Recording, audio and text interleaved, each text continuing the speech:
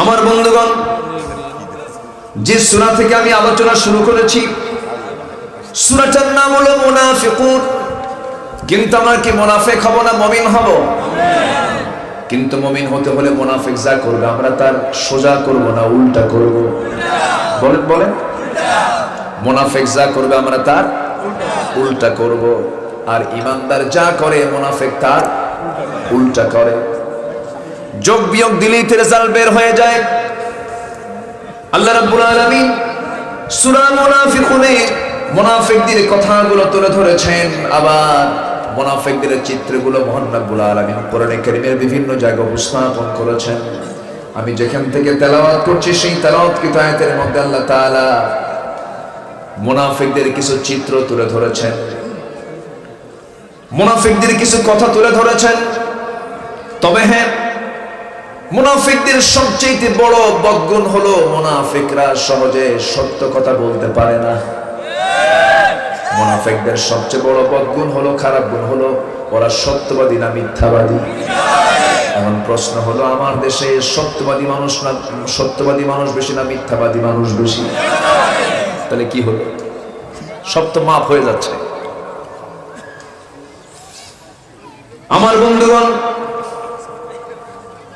এই পৃথিবীতে যদি প্রশ্ন করা হয় একজন মানুষের জীবনে কখনো কৌতুক কোনো মিথ্যা কথা বের হয় নাই, তিনি কে বলেন? মুহাম্মদুর রাসূলুল্লাহ সাল্লাল্লাহু আলাইহি ওয়াসাল্লাম। তার জীবনে একটা মিথ্যা কথাও তার মুখ থেকে বের হলো না।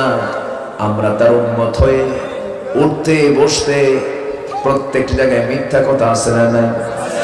কাপড় কিনতে গেছেন, কাপড় বিক্রেতা বলছে, ভাই এই যে কাপড়টা আপনাকে দিচ্ছি সলিড কাপড়, ভালো কাপড়, কত টাকা দাম দেই, কেনাই নাই। আছে না নাই? এরকম মিথ্যা কথা হয়। মোবাইলে কথা বলতে নে, ভাই কোথায় আছে এক জায়গায় বলে এক জায়গায়। আমার বন্ধুগণ, ইমানদারের জীবনের এক নম্বরের বৈশিষ্ট্য হবে সে কখনো মিথ্যা কথা বলবে না। কারণ যখন কোনো বান্দা সকালবেলা করে, সকালবেলা যখন হয়ে যায়, আমার মাথা থেকে পা পর্যন্ত প্রত্যেকটা অঙ্গ প্রত্যঙ্গ, ফাইনাল আযা কুল্লা শাইইন তাকফুরুল লিসান, জিহ্বার কাছে চলে আসে। জিহ্বার কাছে এসে বলে, ইত্তাকিল্লাহা ফিনা, আমাদের জন্য তুমি আল্লাহকে ভয় করো। তুমি যদি ঠিক থেকে যাও, ফাইন ইসতাকামতা ইসতাকামনা ওয়া ইন আওয়াজাজতা আওয়াজাজনা, তুমি যদি ঠিক থেকে যাও আমরা ঠিক থেকে যাব, তুমি যদি বেঠিক থেকে যাও আমরা বেঠিক হয়ে যাব। এই জন্য গোটা দেহের রাজধানী হলো জিহ্বা। যার জিহ্বা ঠিক থাকবে তার জান্নাতও ঠিক থাকবে, আর যার জিহ্বা ঠিক নেই তার জান্নাতও ঠিক নাই। কিন্তু প্রশ্ন, আমরা হাসা কথা কই বেশি না মিছা কথা কই বেশি? আমার বন্ধুগণ, আমার ভাইয়েরা, একটু কান লাগাবেন। রাসূল কত দামি কথা বলেছেন। মান আযমানু লি মা বাইনা লিহইয়াইহি ওয়া মা বাইনা রিজলাইহি আযমানু লাহুল জান্নাহ। রাসূল বলেছেন, ও সাহাবীরা, যে ব্যক্তি দুই চোয়ালের মধ্যস্থিত বস্তু জিহ্বা, দুই উরুর মধ্যস্থিত বস্তু লজ্জাস্থানের যে হেফাজত করবে, আমি রাসূল ওয়াদা দিলাম আমি তার জন্য বেহেশতের জামিন হয়ে যাব। জোরে বলি সুবহানাল্লাহ। কম কথা এটা? কিছু লাগে? আর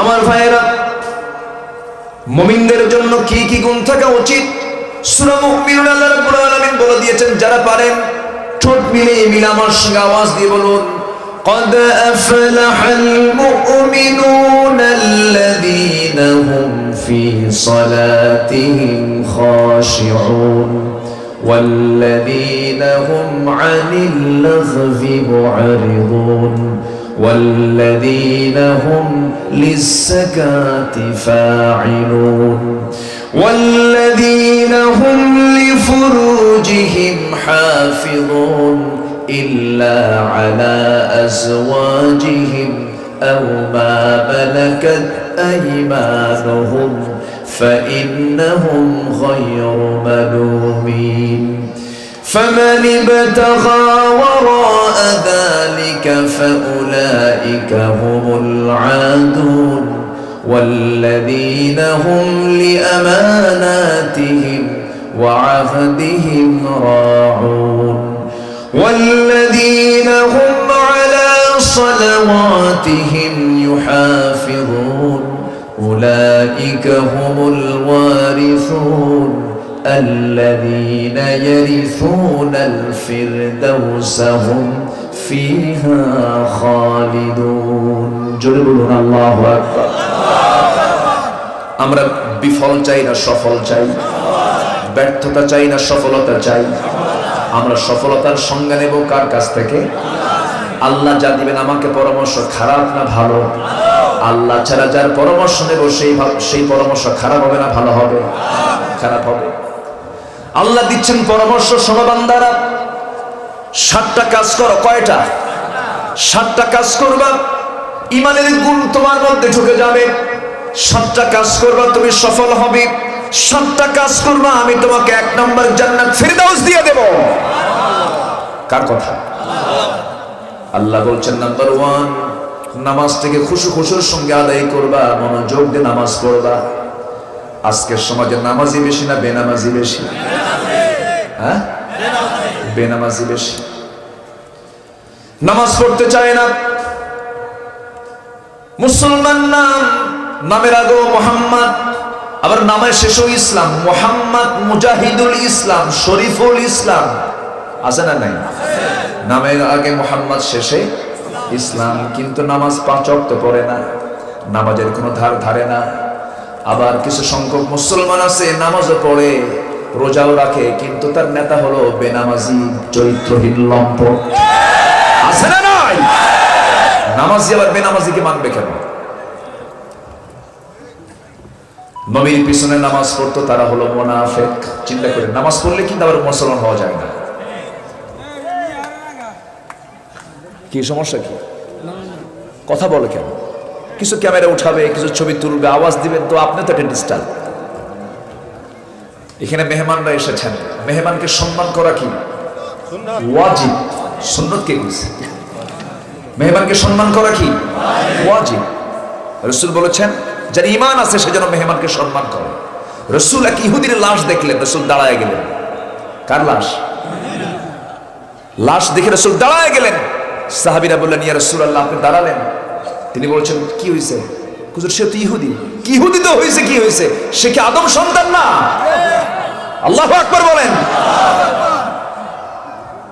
আমাদের সবচেয়ে বড় দিক হচ্ছে আমরা মানুষকে সম্মান দিতে জানবো। জোরে বলি ইনশাআল্লাহ। আমার দিকে তাকান, কষ্ট পাচ্ছেন নাকি আপনারা? তাহলে নবীর পিছনে নামাজও পড়তো, রোজাও রাখতো, চোখের পানি ফেলে ফেলে কাঁদতো, কিন্তু নামাজ পড়তো নবীর পিছনে আর নেতা মানতো আবু জেহেল। এরকম লোক এখনো আছে না নাই?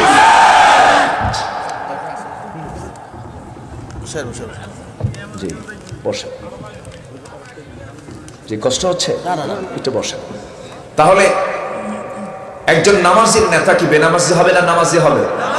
কারণ নেতা মানতে গেলেই কিন্তু খুব চিন্তা ভাবনা করে মানতে হবে, কারণ কিয়ামতের দিন আবার ওই কর্মী নেতা সহ উঠবে, ঠিক কি না? খুব দেখায় দা ইয়াউমা নাদউ কুল্লা উনাসিন বিইমামিহিম, সেদিন প্রত্যেক কর্মীকে তার নেতা সহ ডাকা হবে, প্রত্যেক নেতাকে তার কর্মী সহ ডাকা হবে। সেই দিন লাগবে ওদের ভিতরে মারামারি। জাহান্নামে যাচ্ছে কর্মী, বলবে যে আল্লাহ দোষ তো আমার না, নেতা কইছিল। নেতা বলবে আল্লাহ আমি কইছো মানলো কেন? দারুণ গন্ডগোল লাগবে। শেষ পর্যন্ত উভয়কে জাহান্নামে ঢুকায় দিবেন কে? এই জন্য সম্পর্ক হবে তার সাথে যার নামাজ আছে, ঠিক কিনা বলেন? নামাজ হচ্ছে সবচাইতে বড় কাজ, আর পৃথিবীতে সবচেয়ে বড় অপরাধ হলো যে নামাজকে নষ্ট করে। আমার দিকে তাকান, আল্লাহ রাব্বুল আলামিন 7টা কাজের কথা বলেছেন, সফল হয়ে যাবে। নাম্বার 1 হলো যারা নামাজকে সুন্দর করে খুশুর সাথে আদায় করবে। যারা নাম্বার 2, যারা যাকাতটা ঠিক মতো আদায় করবে, বাজে কথা জিহ্বা থেকে বের করবে না, বাজে কোনো কথা বলবে না। লজ্জাস্থানের হেফাজত করবে, এরপরে ওয়াদা ঠিক রাখবে, আমানত ঠিক রাখবে। নাম্বার 7 হলো যারা তাদের নামাজের যত্ন নেবে, নামাজ দিয়ে শুরু করে নামাজ দিয়ে শেষ করলেন, এই 7টা গুণ যাদের মধ্যে থাকবে, আল্লাহ বলছেন আমি আল্লাহ তাকে জান্নাতুল ফেরদাউসের ওয়ারিস বানায় দেব। আমাদের ওয়াদা ঠিক আছে? কই ওয়াদা ঠিক আছে? কোথায় ওয়াদা আমরা ঠিক রাখতে পারি? লেনদেন, একটু লেনদেন করলেই তো বোঝা যায় সামাজিক চিত্রের কথা। রাসূলকে বলা হলো মাতাসসাআ, কিয়ামত কখন হবে? রাসূল বললেন ইদা উদিয়াতিল আমানা, যখন আমানতদারিতা উঠে যাবে, আমানত থাকবে না। আমানতদারিতা যখন সমাজ থেকে উঠে যাবে, সেই সময় কিয়ামত লক্ষণীয়। একজন লোককে আপনি বাকি দিবেন, সেই বাকির টাকা তোলা সহজ না কঠিন? আসতে বলে সহজ না কঠিন? আজকের সমাজটা যেন এমন হয়ে গেছে, কাউকে ঠকাতে পারলে বলে এটা চালাক লোক। কিন্তু আপনি যে ঠকালেন একজন মানুষকে, কিন্তু আপনি তো তাকে ঠকালেন না, আপনি নিজেই ঠকে গেলেন। নিজেই তো আপনি ঠকে গেলেন। কাউকে ঠকানো কোনো চালাকির কাজ নয়, চরম বোকামি। আমার বন্ধুগণ, কাউকে করজ দিবেন আপনি, আজকের সমাজে বড় বিপদ, বড় বিপদ। নামাজও পড়ছে কিন্তু তার ওয়াদা ঠিক নাই, হবে না।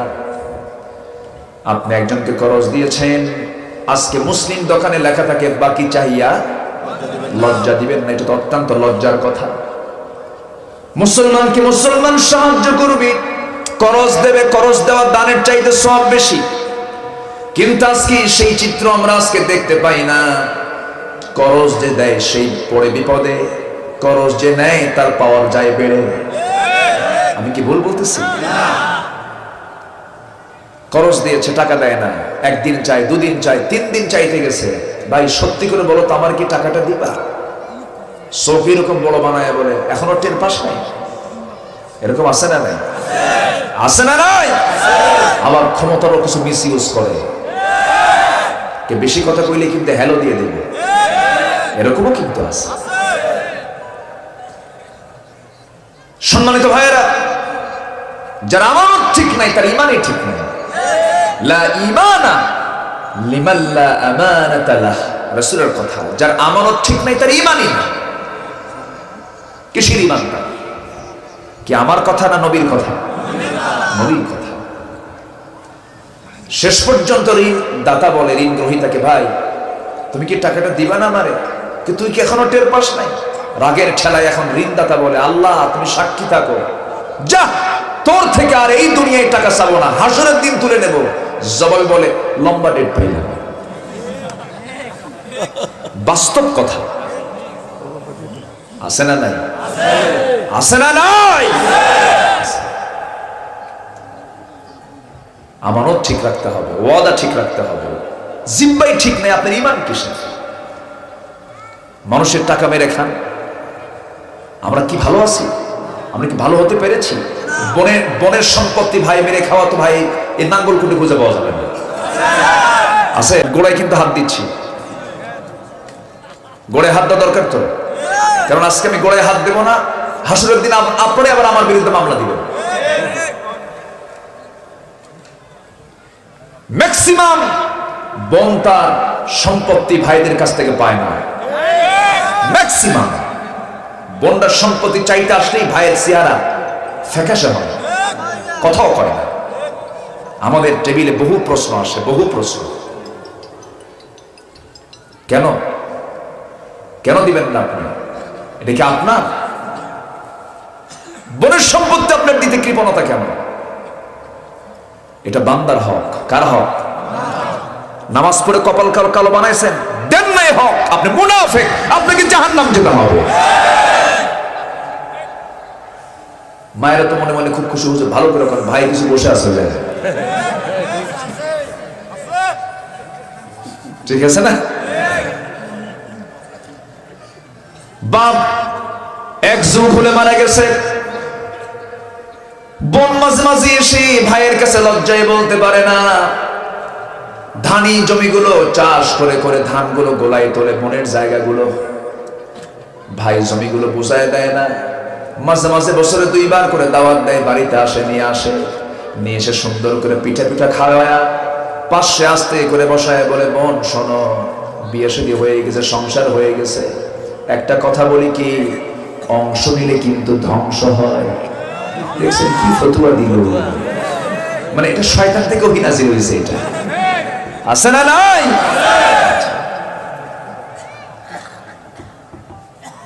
ইমান এত সহজ বিষয় নয়। আমার থেকে কেউ পাবি এটা আমার জন্য চরম বিপদ, আমি কারো কাছ থেকে পাবো এটা আমার জন্য নিরাপদ, আমি কারো কাছ থেকে পাচ্ছি এটা আমার জন্য প্লাস পয়েন্ট। কিন্তু আমার থেকে কেউ পাবে 1 আনা, কিয়ামতের দিন ওই লোকটার শাহাদাত ক্যান্সেল হয়ে যাবে। ঋণ নিয়ে কবরে যাওয়া যাবে না। ঋণের মারাত্মক মারাত্মক ফলাফল হাসরের দিন বান্দা উপভোগ করবে। শহীদ হয়ে দুনিয়া থেকে বিদায় নিয়েছে, শাহাদাত ক্যান্সেল হয়ে যাবে। আল্লাহ বলবেন শহীদের শাহাদাত ক্যান্সেল হয়ে যাবে ঋণ থাকার কারণে। আমার দেশে ঋণগ্রস্ত লোক গরিব মানুষ বেশি না, ধনী মানুষ বেশি? ধনী তো বেশি। থামেন, বলি কথা আছে তো। 2000 কোটি টাকার মালিক ব্যাংক ঋণ নিয়েছে 4000 কোটি টাকা। 2000 কোটি টাকা কার? ওর বাপের। এগুলো হচ্ছে ভিআইপি ফকির। কি ফকির? বড় তোমার ভিআইপি গিরি বাজাবে আল্লাহ তাআলা। আছে না? খালি লেখা থাকে ঋণ খেলাপিদেরকে বয়কট করুন, শুধু খাতা কাগজে কলমে।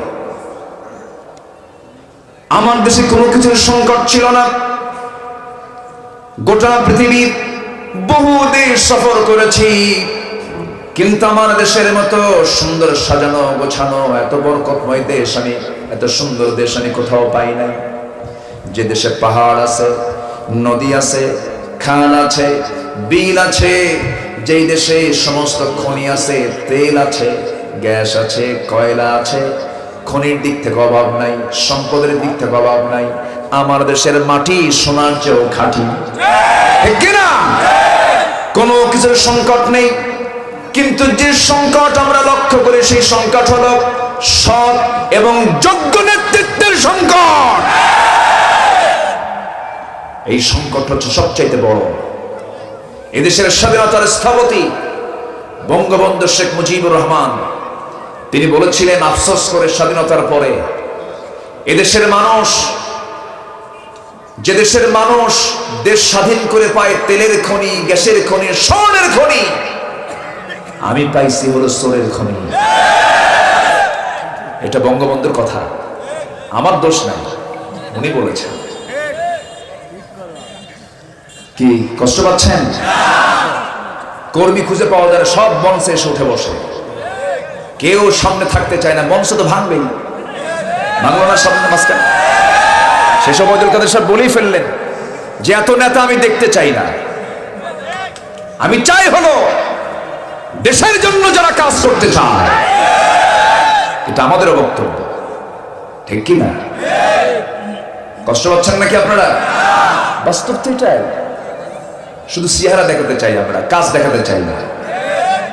আল্লাহ তাআলা চেহারা দেখবেন না কাজ দেখবেন? মসজিদে ইমাম কয়জন হয়? সব মুসল্লি যদি বলে আমি ইমাম, মেম্বার থাকবে? মেম্বার থাকবে? কোন থাকবে না। নামাজ থেকে সব শিক্ষা নিতে হবে। নামাজকে আমরা রেগুলার করব, নামাজ থেকে শিক্ষা নেব। নবীজি যখন দুনিয়া থেকে বিদায় নেবেন, বিদায় লগন যখন চলে এলো, নবীজির মৃত্যুর সময় হয়ে গেছে। নবীজি আয়েশাকে বলছেন, আয়েশা আমার মনে হয় মৃত্যুর সময় হয়ে গেছে। ইতিমধ্যে বেলাল আজান দিয়েছেন। আজানের আওয়াজ যখন নবীর কানে চলে এসেছে, আমার নবীজির জীবনে এক ওয়াক্ত নামাজ কাজা হয় নাই, এক ওয়াক্ত না। আর আমরা তার উম্মত, হাসতে হাসতে খেলতে খেলতে নামাজ কাজা করে ফেলি। আফসোস আফসোস। এগুলো কি ইমানদারের লক্ষণ না মুনাফিকের লক্ষণ? এখন সাউন্ড কম হয়েছে না?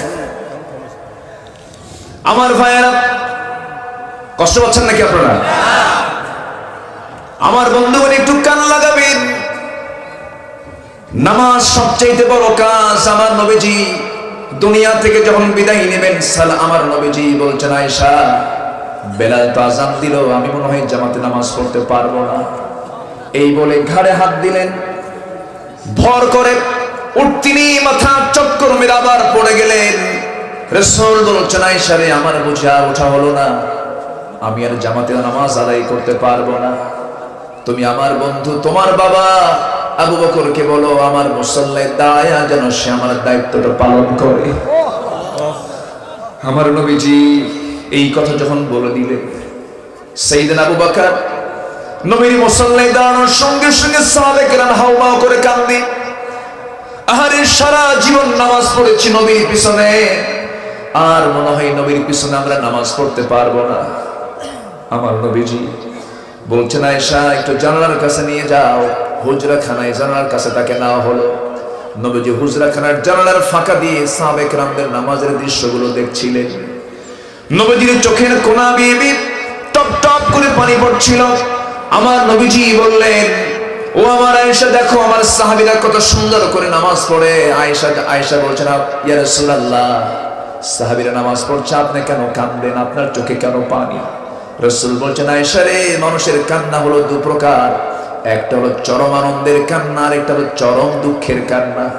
আমার চোখের যে পানি দেখতে পেতেছে, এই চোখের পানি হলো আমার চরম আনন্দের চোখের পানি।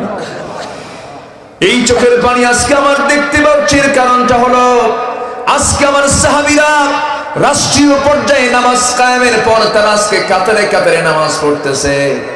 এই নামাজ কায়েম করতে গিয়ে তায়েফের মানুষ আমাকে মেরে রক্তাক্ত করে দিয়েছিল, মক্কার মানুষ আমাকে মেরে মেরে রক্তাক্ত করে দিয়েছিল, মক্কার কুরাইশ আমাকে ঘাড় ধাক্কা দিয়ে রাষ্ট্রদ্রোহিতার মামলা দিয়া আমাকে, আমার সাহাবায়ে কেরামকে ঘাড় ধাক্কা দিয়ে দেশ থেকে বের করে দিয়েছিল।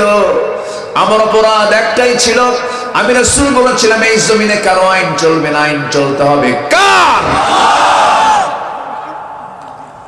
আমার নবীজি এবার বলছেন, আয়েশা, সেই নামাজ আজকে কায়েম হয়ে গেছে। আমার নবীর কায়েম হওয়ার সমাজে কি সুদ ছিল নাকি? আস্তে কয়, জেনা ছিল নাকি? মদ ছিল নাকি? জুয়া ছিল নাকি? এই মদ, জুয়া, জেনা, সুদের কারবার হচ্ছে আবু জেহেলের সমাজে ছিল। আজকের সমাজে এগুলো আছে না নাই? হ্যাঁ, আমরা না নবীর উম্মত। নবীর উম্মত যদি হয়ে থাকি, আবু জেহেলের সমাজে চুরি, আবু জেহেলের সমাজে মদ ছিল, জেনা ছিল, সুদ ছিল, জুয়ার কারবার ছিল। জুয়া আছে নাকি এলাকায়? দেখেন না, মোনাজাতে বসে আছে নাকি?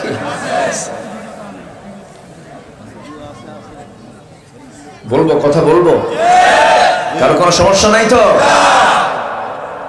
আমি লজ্জায় মরে যাই যখন আল্লাহর নাম নিয়ে যখন কেউ লজ্জা পায় বলতে। আল্লাহর নাম নেব উচ্চ আওয়াজে, নারে তাকবীরের স্লোগানকে অনেকের বরদাস্ত হয় না, আছে না এটা? অথচ জন্ম নিয়েছি কোন আওয়াজ শুনে? জোরে বলেন। আজান শুনি কোন আওয়াজ দিয়ে? থামেন। আজান শুনি কোন আওয়াজ দিয়া? নামাজ শুরু করি কোন তাকবীর দিয়া? রুকুতে যায় কি বলে? সেজদায় যায় কি বলে? আবার যখন মরে যাব, আসসালাতু আলাল মাইয়িত, জানাজার জন্য যখন প্রস্তুতি নেব, তখন শুরু হবে কি দিয়া? আরো জোরে কি দিয়া? সে আল্লাহু আকবার তাকবীরকে যারা বিতর্কিত করে, তাদের ঈমানটাও বিতর্কিত, তাদের জন্ম বিতর্কিত, তাদের জানাজা না দিয়া কুত্তা বিলায়ের মতো বিদায় করা দরকার।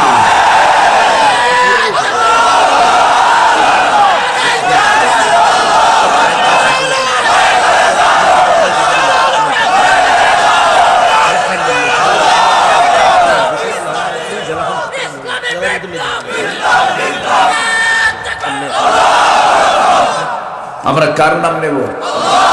আসতে বলবেন না, কার নাম নেব? এক জায়গায় না সব জায়গায়? মদ খেতে খারাপ জায়গায়, কি জায়গায়? ভালো জায়গায়। কি জায়গায়? ভালো জায়গায়। মদ আছে যেখানে আমরা নাই, জেনা আছে যেখানে আমরা নাই, সুদ আছে যেখানে আমরা নাই। হজ করলে বিশিষ্ট হাজি লেখে আলহাজ, সুদ সুদ খাই না, বিশিষ্ট সুদ করে লেখে না। আমার ওয়াজের মধ্যে একটু মিষ্টি কম। এলাকায় সুদ টুদ আছে নাকি? এই সময় কেউ উঠবেন না, উঠলি ভাববো ওটাই সুদ খায়। থাকেন থাকেন বসে।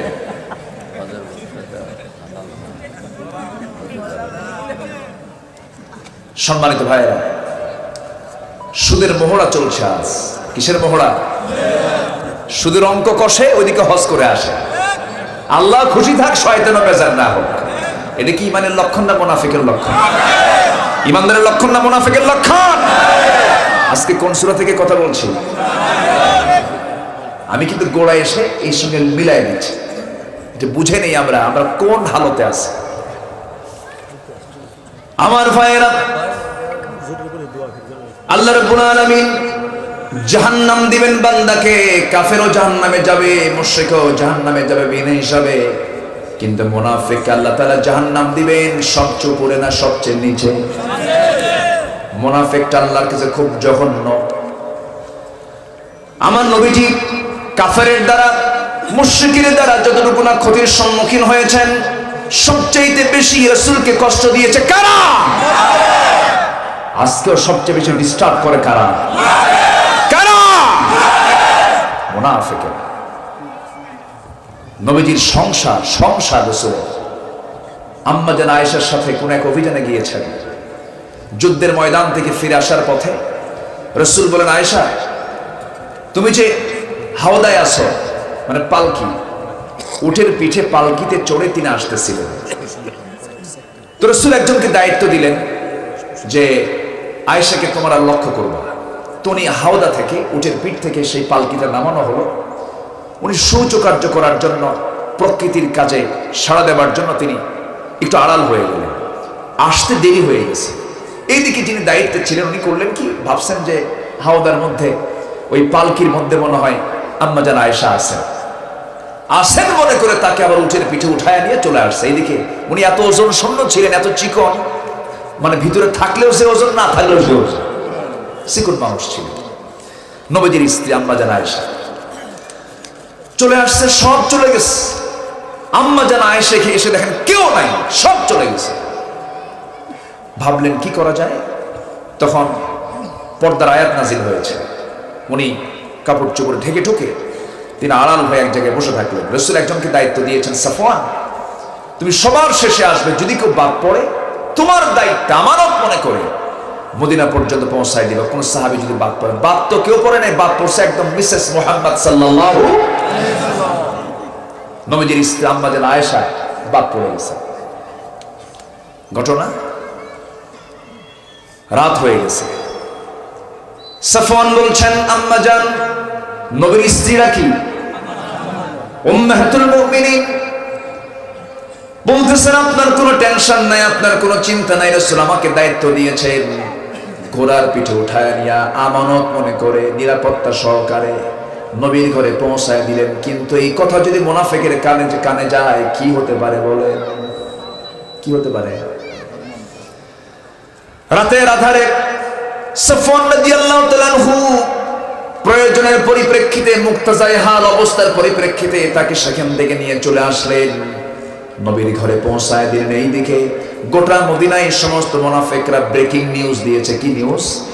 Breaking news. তোমরা কি জানো আয়েশার চরিত্র নষ্ট হয়ে গেছে? মুনাফিক আছে না, এরকম আছে না? আছে না? নয়? আচ্ছা, মামলা দেন, নিরপরাধ মানুষের নামে মামলা দেন, আল্লাহর মামলা থেকে রেহাই পাবেন না। জমিনিয়া মামলা দেন অযথা। আপনি জানেন যেটার খাজনা খারিজ আপনার নামে হবে না, এরপর দখল করে থাকেন, আপনি মুনাফিক। আপনি কি মুনাফিক? আমরা ভালো হব, জোরে বলি ইনশাআল্লাহ। কষ্ট পাচ্ছেন? সত্য কথা একটু তিতা লাগে, কিন্তু কিচ্ছু মনে করা যাবে না ভাই, একটু কান লাগান। কি লাভ? অন্যকে কষ্ট দিলে নিজেরও দৌড়ান লাগে, অন্যকে ঘামাতে গেলে নিজেরও ঘামতে হয়, মামলা দিলে নিজেরও কোর্টে যাওয়া লাগে। খামাখা কষ্ট দেব কেন? যে আদম সন্তানকে কষ্ট না দিয়ে ভালোবাসবে, আল্লাহ ওই আদম সন্তানকে মাফ করে জান্নাত দিয়ে দেবে। আমরা আপোষ চাই, আমরা সম্প্রীতি চাই, আমরা ভালোবাসা চাই। থাকবো কয়দিন ভাই? এই যে মালিক ভাই বসে আছে, এখানে ভাই বসে আছে, এক্ষুনি যদি মরে যায়, এত হাজার হাজার মানুষ, কেউ কি পারবেন আমাকে জীবিত করতে? কারো কোনো পাওয়ার আছে? কোন নেতা বাঁচাবে? বিশেষ মানুষ বাঁচাবে? ডাক্তার? কেউ বাঁচাতে পারবে না। শুধু কি হবে? ইন্তেকাল হলো, এখান থেকে সোজা একটা ফোন যাবে নাঙ্গলকোট উপজেলা স্বাস্থ্য কমপ্লেক্সে, অ্যাম্বুলেন্স আসো। অ্যাম্বুলেন্স রাস্তায় দাঁড়াবে, লাশটা আস্তে করে শুধু অ্যাম্বুলেন্স উঠায় দিয়ে চোখের পানি শুধু ফেলবেন আপনি, কিচ্ছু করার নাই। লাভ কি? শুধু বলবেন ড্রাইভারকে বাড়িতে পৌঁছায় দাও। বাড়িতে নিয়ে যাবে, কিন্তু বাড়ির লোক আর ঘরে তুলবে না। আর ঘরে তুলবে? এই যে বাড়ি থেকে বের হয়েছি, আমাকে আর বাড়িতে তুলবে না। অন্য কোনো বাড়িতে ঘুম হয় না, 5 স্টার হোটেলেও ঘুম হয় না, বিদেশে গেলেও ঘুম হয় না। নিজের বাড়িতে কখন পৌঁছবো আমি, নিজের ঘরে কখন পৌঁছবো আমি, কিন্তু লাশ হয়ে আমাকে বাড়িতে নেবে, কিন্তু বাড়ির লোকজন আমাকে আর ঘরে তুলবে না। বারান্দাতেও স্থান নাই, বেলকনিতেও স্থান নাই। আমাকে করবে কি? একটা চাদর দিয়ে আড়াল করবে, চকিতে শোয়া দিয়া বাঁশ চাপা দিবি, মাটি চাপা দেওয়ার জন্য আমাকে প্রস্তুত করবি, গোসল বানায় দেবে, সাদা কাপড় কিনতে যাবে, বাঁশ কাটবে, কোদাল দিয়ে কবর খনন করবে, সব আমাকে ঠেলে ঠেলে কবরের দিকে নিয়ে যাবে। জানাজাটা শেষ হয়ে যাবে, মরামুখ সব দিকে দেখে চলে যাবে, আমাকে কবরে শোয়া দেবে। আমার লাশটা রেখে আসার পর দিন শেষে কেউ নাই, কেবলমাত্র শুধুমাত্র একমাত্র কে? জোরে বলেন কে? লাভ কি মিথ্যা কথা বলে? লাভ কি মানুষকে ঠকায়া? লাভ কি বান্দার হক নষ্ট করে? আমরা ভালো হয়ে যাব, জোরে বলি ইনশাআল্লাহ। নামাজ পড়বো কয় ওয়াক্ত? মুনাফিক হব না মুমিন হব? মুশরিক হব না মুমিন হব? আইন মেনে চলবো কার? এক জায়গায় না, সব জায়গায়। ইসলাম নিজের সুবিধা মতো মানা যাবে না, ইসলাম মানতে হবে আল্লাহর আইন মতো। আমার ভাইয়েরা, আম্মা জান আয়েশার কথা বলছিলাম, বলবো? কারো কোনো কষ্ট নাই তো? পেঁচ লাগায় দিছে কারা? Breaking news. কি নিউজ? গোটা মদিনার টপ নিউজ হয়ে গেছে, আয়েশার সতীত্ব নষ্ট হয়ে গেছে। চিন্তা করুন, যার শানে আল্লাহ তাআলা আয়াত পর্যন্ত নাজিল করেছেন, যার শানে তায়াম্মুমের আয়াত নাজিল হয়েছে, আম্মা জান আয়েশা বলেন আল্লাহ তাআলা আমাকে 9টি কারণে শ্রেষ্ঠত্ব দান করেছেন। 9টা কারণ, এর মধ্যে 1 নাম্বার কারণ হলো আম্মা জানের বিয়ের ঘটক হচ্ছেন আল্লাহ তাআলা নিজে। আল্লাহ নিজে জিবরিল আমিনকে পাঠিয়ে দিয়েছেন, যাও রাসূলকে বলো সে যেন আয়েশাকে বিয়ে করে। আল্লাহু আকবার বলেন। কেন জানেন? তিনি ছিলেন সুপার কম্পিউটার। রাসূল 7 দিন যা বলেছেন, 7 দিনের সমস্ত কথা হুবহু কপি পেস্ট আম্মা জান আয়েশা। তিনি ছিলেন আমার নবীর ইউনিভার্সিটির মহিলা একজন ফুল প্রফেসর। আল্লাহু আকবার বলেন। আম্মা জান আয়েশা যখন তার বিরুদ্ধে এমন কথা যখন লেগে দেওয়া হলো, আম্মা জান আয়েশা সিদ্দিকা রাদিয়াল্লাহু তাআলার কানেও যখন সংবাদটা চলে গেছে, নবীর কানেও সংবাদ চলে গেল, আবার নবীজি ঘরের মধ্যে ঢুকে বলছেন, আয়েশা কি যেন আমার কানে আসলো, শোনো, আমি তোমাকে সন্দেহ করি না, তবে এই জাতীয় কথা যখন সমাজে ছড়িয়ে পড়েছে, এই মুহূর্তে তোমার আমার কাছে থাকা উচিত না। দেখেন প্যাঁচ, দেখেন মুনাফিকদের আছে না, প্যাঁচ আছে না? এই মুহূর্তে তোমার থাকা উচিত নয়, এই মুহূর্তে তুমি তোমার বাবার বাড়িতে চলে যাও। এখান থেকে কিন্তু আর একটা বিষয় ক্লিয়ার হয়ে গেল, নবীজি কি গায়েব জানতেন নাকি? আসতে কোন কেন? নবীজি কি গায়েব জানতেন? যদি জানতেন তিনি কি বলতেন? ওগুলো সব মুনাফিকদের বানানো কথা, চুপ থাকো, কিছুই হয় নাই। রাসূল তা বলতেন। আমার দেশের অনেক ভুল বোঝা মানুষগুলো বলে রাসূল নাকি গায়েব জানতেন। না, পৃথিবীর কোনো মানুষ গায়েব জানে না। বাচ্চা হয় না, দরবারে যায়, আছে না নাই? যায় বলে বাবা একটা বাচ্চা দিবা। ও কি বাচ্চা দেওয়ার মহাজন? বাচ্চা কে দিবেন? ওলি হতে পারে না। গাছা মদ খায় যারা শীত হয়ে থাকে তারা এখন আল্লাহ ওলি হবে না। এটা ভুল ধারণা মানুষের। সালাদ চট পরে পরে হাঁটতেছে, পিছন দিয়ে বলে বাবা বাচ্চা কি আমার হবে বাবা? বিয়ের বয়স 19 বছর, বাবা কিচ্ছু বলে না, বাবা হাঁটতেছে আর পেশাব করতেছে। পিছন থেকে পাগলগুলো বলে এই তো বাবার রহমতের পানি ঝরা শুরু হয়েছে। যেরকম নাউজুবিল্লাহ, এরকম মূর্খ আমার দেশে আছে না নাই? তোমার জুতা ছিঁড়ে গেছে তাও তুমি আল্লাহর কাছে বলো, সন্তান তো দূরেই থাকে, জুতা ছিঁড়ছে তাও তুমি বলো আল্লাহ জুতা ছিঁড়ে গেছে, ইন্না লিল্লাহ। আল্লাহকে সর্বক্ষণ রাখো, লা তুলহিকুম আমওয়ালুকুম ওয়ালা আওলাদুকুম আন যিকরিল্লাহ। তোমার সম্পদ, তোমার সন্ততি যেন তোমার জিকির থেকে তোমাকে উদাসীন না করতে পারে। কার কথা? সূরা মুনাফিকুনের ওই আয়াত, লা তুলহিকুম আমওয়ালুকুম ওয়ালা আওলাদুকুম আন যিকরিল্লাহ। যারা জিকির থেকে দূরে থাকবে তারাই মুনাফিক। তারা কি? মুনাফিক। আমি তো আলোচনাগুলো সাজায় নিয়েছিলাম, সময় খুব অল্প, আমার ভাগে খুব সময় আজকে কম পড়েছে।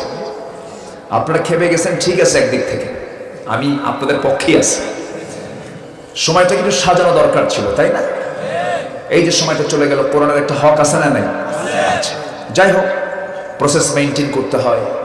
এই মাহফিলটা অনুমোদনের ব্যাপারে আমার ভাই, আমি শুনেছি অনেক মেহনত করেছেন। আল্লাহ তুমি তাকে এটার জন্য উত্তম জাযা দিয়ে দাও। আমরা যদি ভালো হতাম তাহলে এই সমস্ত অবস্থাগুলো সিচুয়েশন হতো না। আমরা ভালো না, আমরা ভালো হয়ে যাব। জোরে বলি ইনশাআল্লাহ। দোষ আমাদের নিজেদেরকে দিতে হবে, তাছাড়া উপায় আছে? আচ্ছা, সম্মানিত ভাইরা, তাহলে নবীজি পরিবারে যে ফিতনা সৃষ্টি করেছে কারা? আজকে ফিতনা আছে না নাই? এখন আমার নবীজির কথা শুনে আম্মা জান আয়েশা চোখের পানি আর আটকাতে পারলেন না। কাঁদতে কাঁদতে বলছেন, ইয়া রাসূলুল্লাহ, আমি চলে যাচ্ছি আমার বাবার বাড়ি, আমি চলে গেলাম, তবে একটা কথা বলি ইয়া রাসূলুল্লাহ, আমার বিয়ের ঘটক কিন্তু দুনিয়ার কেউ না, আল্লাহ তাআলা। আমি আল্লাহর কাছে এই ফয়সালা চাই। আমার নবীজি রাতের বেলা বিছানায় যান, ঘুমাতে পারেন না, হাতটা আগায় দেন, হাতটা আগায় দেওয়ার সঙ্গে সঙ্গে আয়েশা নাই, নবীজির বুকটা খান খান হয়ে যেতেছে। মুনাফিকরা হাসতেছে। মুনাফিকরা কি করে? কি করে? হাসে। আলেমদের বিপদে মুনাফিকরা হাসে। আরবের কাবা শরীফের ইমাম কনসার্টের বিরুদ্ধে কথা বলেছেন, কথা শেষই হয় নাই, খুতবারত অবস্থায় থেকে তাকে গ্রেফতার করে 12 বছরের সাজা দিয়েছে। যারা এই সমস্ত কাজ করে তারাই মুনাফিক, তারাই মুনাফিক। সম্মানিত ভাইরা, আমার নবীজি কষ্ট পাচ্ছেন, মুনাফিকরা হাসে, কে দেখ পেঁচ লাগায় দিছে। আবার ওই লোকগুলোই আবার নবীর পিছনে এসে নামাজও পড়ে। কথা কি ক্লিয়ার? কথা কি ক্লিয়ার? মুনাফিকদের আলামত সহিহ হাদিসের দৃষ্টিতে 4টা। এই আজান এখানে দিয়েন না, এখানে আজান দিচ্ছে কেন? এখানে আজানটা দিয়েন না, এখানে মুখে আজান দেন। আমি আলোচনা শেষ করি। এটা বোঝেন? আপনি বলেন নাই? ও আচ্ছা আচ্ছা, আজানটা হয়ে যাক, একটু বসেন। আপনি কি চলে যাচ্ছেন নাকি? আবার কেউ যাবেন না, এখন যাওয়াটা কিন্তু আদবের খেলাফ। একজনও নড়বেন না। জোরে বলি ইনশাআল্লাহ। একটু বসুন। হ্যাঁ,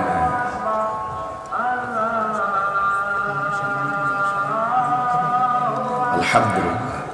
আজানটা একজন জবাব দেন। হ্যাঁ, আজানের জবাবটা একজন দেন, আমি একটু বলি। হ্যাঁ জি, একজন জবাব দেবেন, দায়িত্ব নেবেন। জি, সম্মানিত ভাইয়েরা, আজকের মাহফিলটা মূলত একটা মাদ্রাসা শুরু হয়ে যাচ্ছে নতুন করে। আছে মাদ্রাসা না? আছে। এটাকে নতুন করে কনস্ট্রাকশন আকারে বড় একটা তারা প্ল্যান নিয়েছেন, জায়গাও তারা সিলেকশন করেছেন। নিচে পানি, জান্নাতিন তাজরি মিন তাহতিহাল আনহার, নহরের পাশে, মানে পুকুরের উপরেই এই বিল্ডিংটা হবে। তো এই মাদ্রাসা হোক, সবাই আপনারা চান না? সবাই চান তো ইনশাআল্লাহ? আল্লাহ তুমি মাদ্রাসাকে কবুল করো। জোরে বলি আমিন। একটু কথা আমাকে বলতে হবে। সেটা হলো নবীজি এই যে বিপদটা সৃষ্টি হলো, এই বিপদটা সৃষ্টি করেছে কারা? বলেন কারা করেছে? কিন্তু মুনাফিকরা কি জিততে পারে শেষে? আসতে বলবেন না, জিততে পারে? আমার নবীজি শুকায় যাচ্ছেন, আম্মা জান আয়েশা শুকায় যাচ্ছেন। 40 দিন পার হয়ে গেল, নবীজি কাছে আল্লাহর পক্ষ থেকে ওহী নাযিল হলো, ইন্নাল্লাযীনা জাউ বিল ইফকি উসবাতুম মিনকুম। রাসূল, মুনাফিকরা যে অভিযোগ দিয়েছিল সম্পূর্ণ মিথ্যা, ভিত্তিহীন, আপনার আয়েশার সতীর্থ নিয়ে আস। আল্লাহু আকবার বলেন। নবীজি সোজা চলে আসলেন শ্বশুর বাড়ি। কার বাড়ি? ডাক দিয়ে শাশুড়িকে বলছেন, আমার আয়েশা কোথায়? কে সামনে? ভিতরে। ভিতরে গেলেন, আয়েশা, জবাব নাই। হুমায়রা, হুমায়রা, ও লালি, তুমি কোথায়? আল্লাহর আয়াত নাযিল হয়েছে, তোমার কোনো দোষ নাই। আম্মা জান আয়েশা বললেন, আমি ইব্রাহিমের আল্লাহর প্রশংসা করি। কার আল্লাহ? রাসূল বলছেন, আয়েশা, তোমার রাগ কিন্তু আমি টের পাইছি। কেন? তুমি ইব্রাহিমের দিকে চলে গেছো, তুমি সরাসরি আল্লাহ না বলে ইব্রাহিমের আল্লাহ কইছো। দেখেন, রাগ করলো, তাদের রাগের ভিতরে নিয়ন্ত্রণ আছে না নাই? আসতে বলবেন না, আছে না নাই? তাহলে এখান থেকে, এই প্রেক্ষাপট থেকে এটাই শিখলাম আমরা কাউকে সন্দেহ করে কোনো অভিযোগ দিতে যাব না। মুনাফিকের কোনো চরিত্র আমরা ভিতরে নিয়ে আসবো, মিথ্যা কথা বলবো, ওয়াদা ভঙ্গ করব, আমানতের খেয়ানত, কোনো মুখ থেকে কোনো বাজে বেহুদা কথা বলবো, তাহলে আমরা কি হব? মুমিন হব। 5 ওয়াক্ত নামাজ পড়বো। কার একটা হাত তুলে দেখা? 5 ওয়াক্ত নামাজ। জোরে বলি ইয়া আল্লাহ। আমাদেরকে ফজর, যোহর, আসর, মাগরিব, এশা 5 ওয়াক্ত সালাত আদায় করার তৌফিক তুমি আল্লাহ দিয়ে দাও। জোরে বলি আমিন। কেউ উঠবেন না, এখানে আজান হবে, নামাজ হবে। এই উম্মতের জন্য প্রত্যেকটা জমিনে মসজিদ। আলহামদুলিল্লাহ বলেন। এই উম্মতের জন্য প্রত্যেকটা জমিনে মসজিদ, এখানে নামাজ হবে। কোনো প্রবলেম নেই, কোনো সমস্যা নেই। পুকুরও আছে, এই দেখেন পুকুর, ওযু আছে, ওযুর জায়গা আছে, নামাজ এখানে হবে। পড়বেন না সবাই? থাকুন। একটু আমি আপনাদেরকে কষ্ট দেব। প্রথমে কেন বলিনি? প্রথমে উঠে যদি আমি আবার শুরু করি, আপনার বিরক্ত হবে। কেউ যাবেন না, দোয়া করে আমরা এখান থেকে উঠবো। দোয়া হবে শেষ কাজ। দোয়া হবে কি? শেষ কাজ। এরপর আজান হবে মুখে, এরপর ওযু হবে, এরপর নামাজ আমরা দাঁড়াবো। মেয়র মহোদয় তিনি মাদ্রাসার উন্নয়ন কাজের জন্য তিনি দিতে চেয়েছেন 2 লক্ষ টাকা। কেউ তো জোরে বললেন না মারহাবা। ওনার সঙ্গে কিন্তু জমিনে মারামারি আছে নাকি? জোরে বলতে সমস্যা কোথায়? জোরে কোন মারহাবা। আচ্ছা, ওঠে কে দেখেন তো, এই যে উঠতেছে কেন? আপনি উঠলে তো আপনাকে দেখে আরেকজন উঠবে।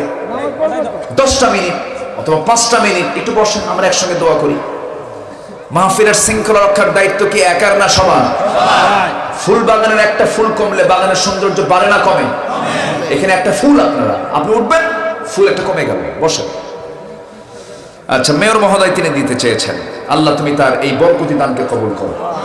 হাজী মাসুদ খান, ইনি আমার মসজিদের মুতুয়াল্লি ঢাকা, যিনি আমাকে এই মাহফিলে দাওয়াতের জন্য প্রথম উনি আমাকে বলেছেন। এই যে জসিম কোথায়? এই জসিম ঢাকায় থাকে, জসিম ভাই, উনি এই মাহফিলের জন্য আমাকে আসতে বলেছিলেন। মাসুদ ভাইয়ের মাধ্যমে তিনিও দিতে চেয়েছেন। তো আমি এসেছি, রাগ করছেন নাকি আপনারা? একদম যে আমার মসজিদে হানা দিছে কমিটি, একদম কমিটির মসজিদের মূল কমিটিকে বলছে, হুজুর ভাই, আপনার হুজুরকে না দিলে আমার এলাকায় আমি যেতে পারতেছি না। জসিম ভাই উনি দাওয়াত করে আমাকে এনেছেন। আমি নিজেও খুশি যে আজকে এই যে ব্যস্তপূর্ণ মানুষ, তারা সবাই সব ব্যস্ততাকে মাইনাস করে কোরআনকে আজকে শোনাটার ব্যস্ততাই তারা সবচেয়ে বড় বানিয়ে নিয়েছে। আলহামদুলিল্লাহ বলেন। খুব সুন্দর, আমিও খুশি হয়েছি। আপনারা খুশি হয়েছেন তো? আল্লাহ মাহফিলকে কবুল করুন। জোরে বলি আমিন। তো উনি দিয়েছেন 10,000 টাকা, আল্লাহ কবুল করুন। ওমান প্রবাসী হাফেজ আবু বকর 20,000 টাকা, জোরে বলি মারহাবা, আল্লাহ কবুল করুন। আমি তো কালেকশন পারি না, কালেকশনের জন্য কিছু এক্সপার্ট বক্তা আছে, নাকের ফুল, কানের দুল, যা আছে সব দিয়ে দেয়, লুঙ্গি ছাড়া। আমি পারি না। আচ্ছা আচ্ছা, তো আমার এরকম অভ্যাসটা নাই। তো যাই হোক, আমরা যে যা পারি আমরা দেব। জোরে বলে ইনশাআল্লাহ।